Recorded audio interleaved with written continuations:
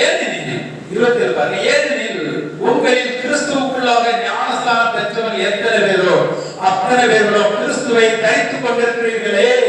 கிறிஸ்துவை தரித்துக் கொண்டிருக்கிறீர்களே. ஆமென் சொல்லுங்க. நான் கிறிஸ்துவை தரித்துக் கொண்டிருக்கிறேன். நான் கிறிஸ்துவை தரித்துக் கொண்டிருக்கிறேன். நான் கிறிஸ்துவை ஒன்றாயிருக்கிறோம். கிறிஸ்து யாரு?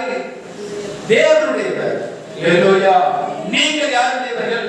கிறிஸ்துவினுடையவர்கள்.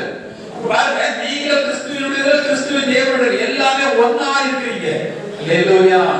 நீங்க மாம்சத்தின் மனுஷ மார்க்கமாக, அதாவது மனுஷன் மாம்ச மார்க்கமாக செய்வான். நீங்கள் அப்படி செய்ய வேண்டிய அவசியம் இல்லை. நீங்க விசுவாசத்தின் மார்க்கத்தின்படி செய்யுங்க. நீங்க ஒரு தொழில் பண்ணி கொண்டிருக்கீங்கன்னா உலகத்துக்காரன் மனுஷ மார்க்கமாக சிந்திப்பான், செயல்படுவான். நீங்களும் வாக்கு தத்தத்தை விசுவாசித்து செயல்படுங்க. உங்களுக்கு கொடுத்த வாக்கு தத்தத்தை ஒரு தொழில் பண்றீங்கன்னா, இதுக்கு எனக்கு தேவன் எப்படி வாக்கு பண்ணினார், அதன்படி பெறுவோம் என்பதை விசுவாசித்து அந்த தொழிலை செய்யுங்கள்.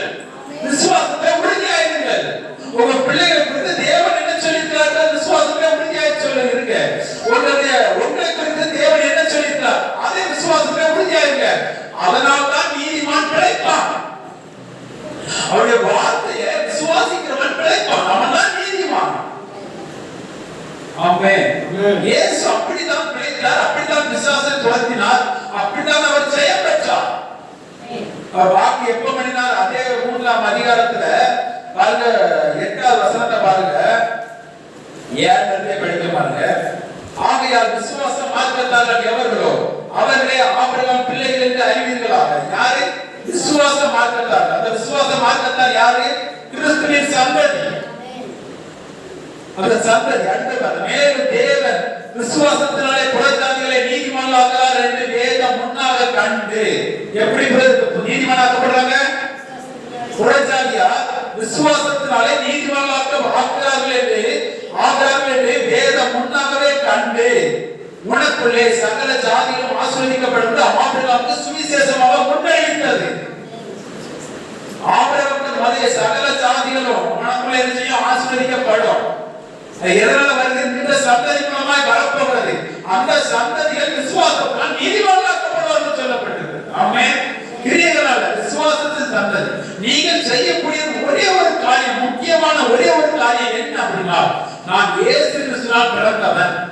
இது இல்லைன்னா எல்லாமே அவுட் ஆயிடும்.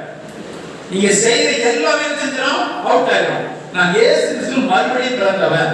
அவர் என்னை விட்டு விலக மாட்டேன் என்று சொன்னார், என்னை கைவிட மாட்டேன் என்று சொன்னார். நான் ஆவி மனிதன், நான் மாம்சத்துக்குரியவன் இல்லை, நான் மாம்சத்துக்குரியவன் மறித்துட்டேன் என்கிறதை நீங்கள் ஆணித்தரமாக விசுவாசிங்க. நான் மாம்சத்துக்குரியவன் இல்லை, நான் ஆவி மனிதன், நான் தேவனாக இருக்கிறேன், இந்த பூமியில தேவனுடைய புத்திரனாக இருக்கிறேன், தேவனுடைய ஆவி பெற்றவருடைய புத்திரனாக இருக்கிறார் என்று சொல்லப்பட்டிருக்கிறது. அல்லேலூயா. அவருடைய புத்திரனாக நாம் இருக்கிறோம் என்று சொல்லப்பட்டிருக்கிறது. இப்படி இருக்கிற நாம் மாம்சத்தின்படி நாம் முடிவு இருக்கக்கூடாது. ஆரம்பத்தில் நம்ம இப்படி சொல்லப்பட்டிருக்கோம், இப்படிலாம் நான் இருக்கிறேன்னு சொல்லப்பட்டு நீங்கள் அதுக்கு வரவே நான் நியாயப்பிரமாணத்தின்படி வாழ்க்கை சட்டத்தின்படி தான் எனக்கு கிடைக்கும், நான் ஒரு மண்ணை தூசினா நீங்க எதிலே பிடிக்கிறீங்க? மாம்சத்துல முடித்து கொண்டிருக்கிறீங்க. ஆவிலே ஆரம்பித்தது ஆவிலே நீங்க என்ன செய்ய? நிறைவேற்றுங்க. மாம்சத்துல முடிக்காதீங்க. உங்க ஒவ்வொரு செயல்பாடுகளும் வாக்கு தத்தத்தின்படி செயல்பாடுகள் இருக்கட்டும். உங்க குடும்பங்களாலும் சரி, உங்க வீடுகளாலும் சரி, கிராமங்களாலும் சரி, ஊழியர்கள் எதிராக வாக்கு தத்தத்தின்படி இருக்கட்டும். நான் இந்த ஊழியத்தை வாக்கு தத்தத்தின்படி நான் விசுவாசித்துக் கொண்டிருக்கிறேன். வாக்கு தத்தத்தை அதான் உங்களுக்கு அடிக்கடி ஞாபகப்படுத்தி கொண்டிருக்கிறோம். இப்படி எல்லாம் கர்த்தர் சொல்லி இருக்கிறார், இதெல்லாம் நடக்கும், இதெல்லாம் செய்ய போகுது, இதெல்லாம் இப்படி நடக்க போகிறது. வாக்கு தத்தத்தின்படி நாங்கள் விசுவாசித்துக் கொண்டிருக்கிறோமே ஒழிய எங்களுடைய கிரியைகளின்படி நாங்கள் விசுவாசிக்கல. எங்களுடைய சட்டத்திட்டத்தின்படி நான் இப்படி பரிசுத்தமா இருக்கிறதுனால இப்படி நடக்கிறது என்று நான் சொல்வதற்கு நான் சட்டத்திட்டத்துக்கு உட்பட்டவர் அல்ல. அல்லேலூயா. தேவன் இலவசமாய் கொடுத்திருக்கிறார், இப்படி எல்லாம் வர்த்திக்கப்படல என்று சொல்லி இருக்கிறார். அதை நிச்சயமாக நிறைவேற்றுவார். ஆமென். அப்போ நீங்க இதுல வரணும்னா முதல்ல உங்களுக்கு என்ன தேவை? விசுவாசம் தேவை. என்ன விசுவாசம்? எனக்காக இயேசு கிறிஸ்து எல்லாம் செய்து முடித்ததுனால நான் அவரை நம்புகிறபடினால் நான் ஒரு நீதிமான். நம்புகிறபடினால் வேதம் என்னை குறித்து அவருடைய பிள்ளை என்று சொல்லுகிறது. தேவனுடைய பிள்ளை என்று நான் நம்புகிறபடினால் சொல்லுகிறது.